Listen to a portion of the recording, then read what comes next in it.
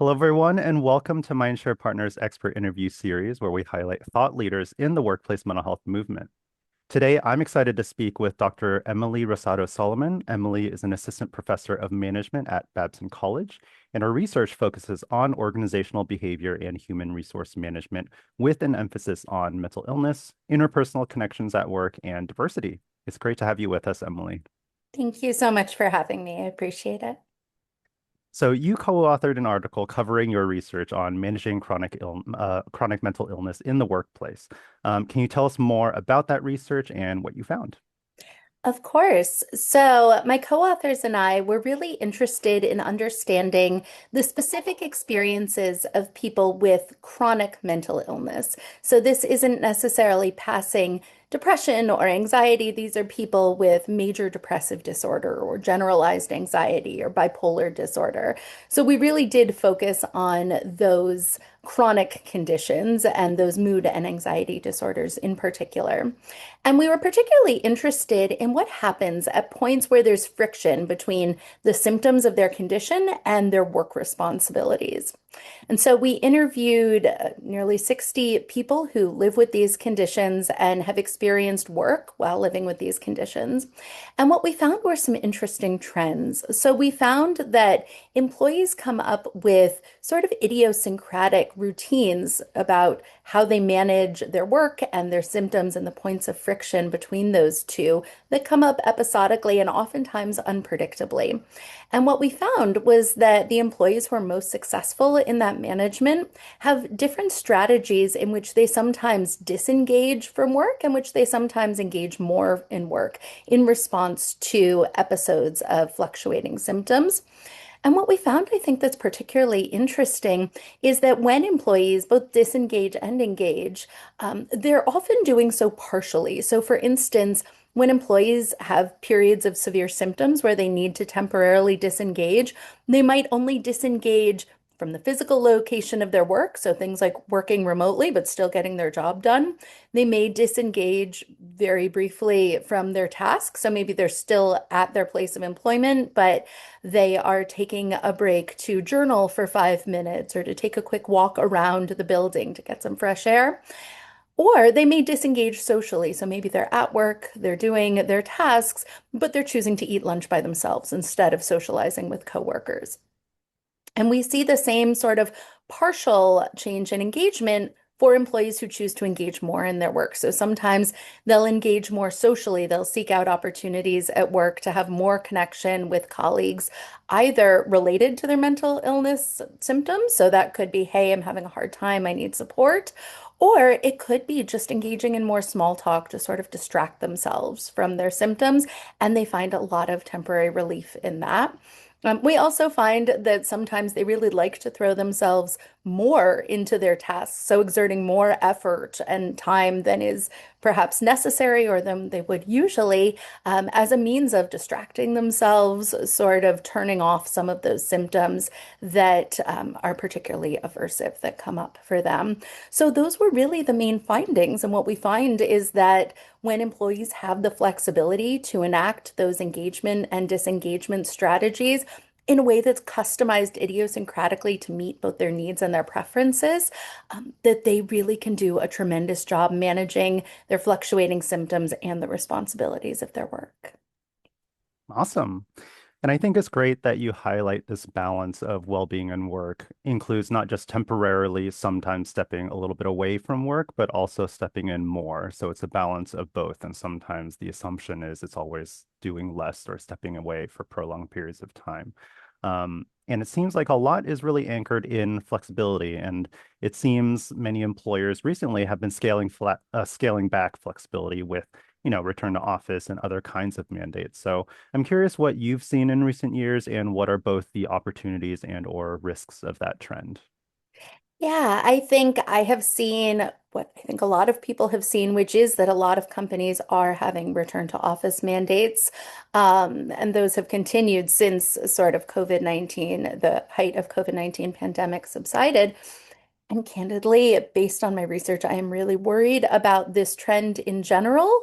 I want to be really clear. I understand the logic behind them. So a lot of my research focuses on an interpersonal, focus on employees and their workplace experience. So I understand that positive social relationships are really crucial for employee well-being. It's crucial for employee performance. Positive interpersonal relationships in the workplace are really crucial for employees' mental health. My research has shown that, others' research has shown that as well. And I acknowledge that it is really difficult to form the same kind of relationships with the same speed in a virtual setting compared to an in-office setting. So I really very deeply understand the reason that a lot of organizations think that they may want employees back to the office full time.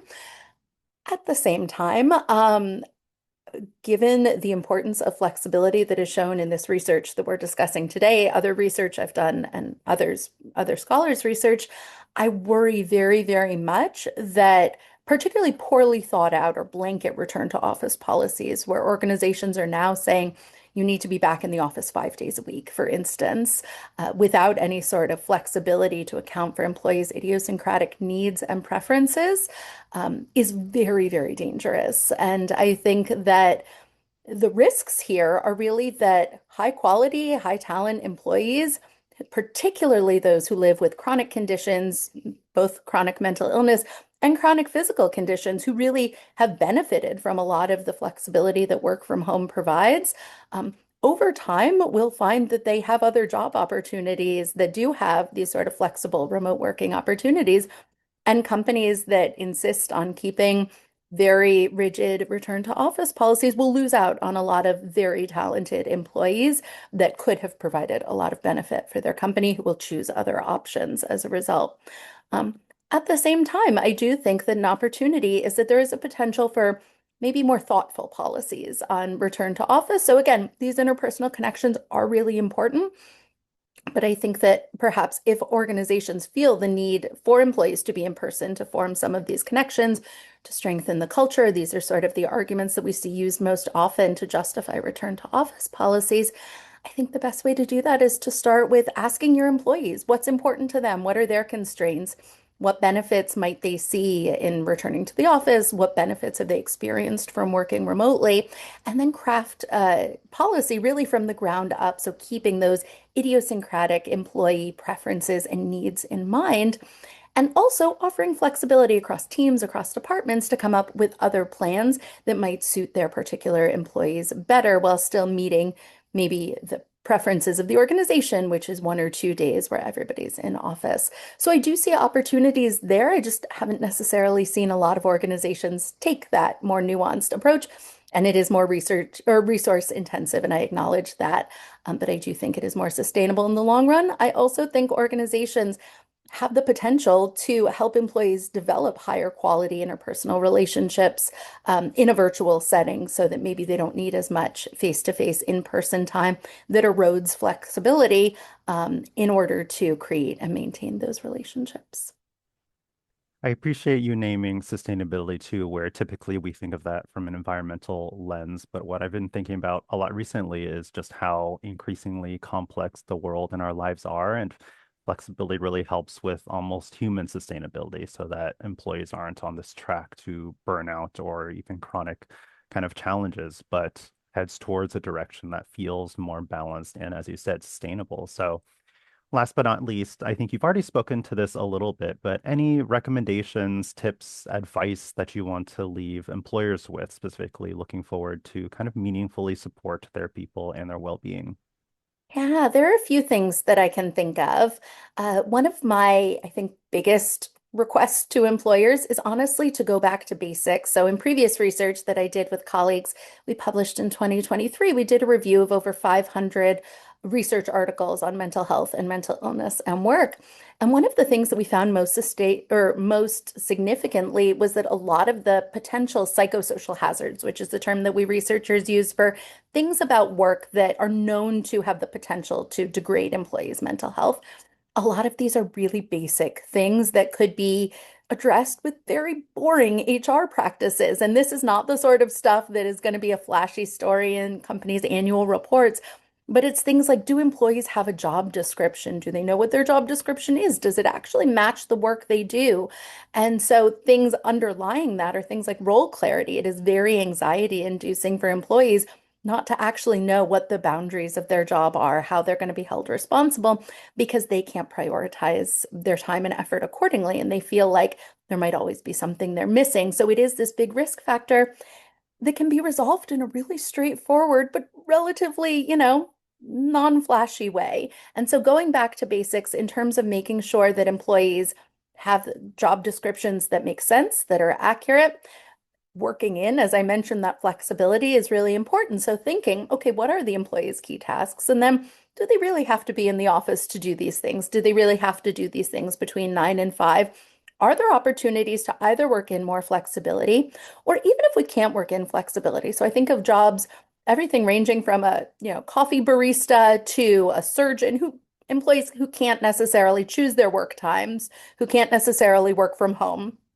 Obviously, there are many jobs that fit in that category.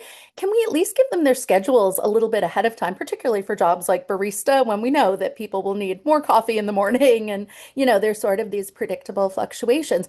Can we at least give them their schedule ahead of time, farther in advance than a week, maybe 2 weeks or 3 weeks in advance, so they can plan? Are they able to attend their children's soccer game? Are they able to make certain medical appointments and reduce some of that work-life balance friction that we see a lot of times? That also, we found, has a huge impact on employees' mental health when we're able to reduce the stressors associated with work-life balance. So these are not glamorous changes, but I think if organizations invested in some of these, mostly time is what I'm asking for, that would go a huge way or a long way towards sort of moving the needle towards healthier workplaces. And I think of a couple other sort of discrete things that we can do, particularly to improve work for employees with chronic mental illness or who have these severe episodes of mental illness. One is I would love to see more organizations training leaders to connect employees with mental illness to appropriate resources. So, one of the things that we found in this most recent research is employees who had really supportive managers. Their managers weren't playing therapists, they weren't necessarily listening to the employees' feelings, but they said, okay, I see that you're struggling. We've got you. Like, here's what the organization can do for you. Here's who you should see. Like, take the time you need. And all of these things can be taught through trainings. And so I think having more leaders aware of what can be done to support employees with mental illness, I think oftentimes it's not actually as hard or complicated as managers think it is. So dispelling some of those myths. And finally, I'm really encouraged by the trend we see that's actually led by Gen Z and entry-level employees around breaking down the stigma of discussing mental illness at work. So I see a lot of entry-level employees feeling increasingly comfortable saying, hey, I need to take an extra long lunch so I can go to my therapist appointment, or hey, I take this medication for anxiety. I think that continuing to have those conversations in the workplace as appropriate and break down that stigma is the start of a really promising trend for supporting mental illness in the workplace. Amazing. I like your initial framing around back to basics. And I believe in one of Mindshare's past national polls on workplace mental health, we similarly used a similar framing around getting back to basics. Gone is the era of sparkly perks that ultimately weren't that helpful, to almost a real, meaningful, and person-centered approach, as you've been describing around flexibility, balance, and anchoring your approach in just ask your people. Well, that concludes our time together. Thank you so much, Emily, for sharing your insights. We've included links to that article alongside Emily's work in the comments section below. Thank you all for watching, and thank you, Emily, for your work and expertise. Great. Thank you so much for having me.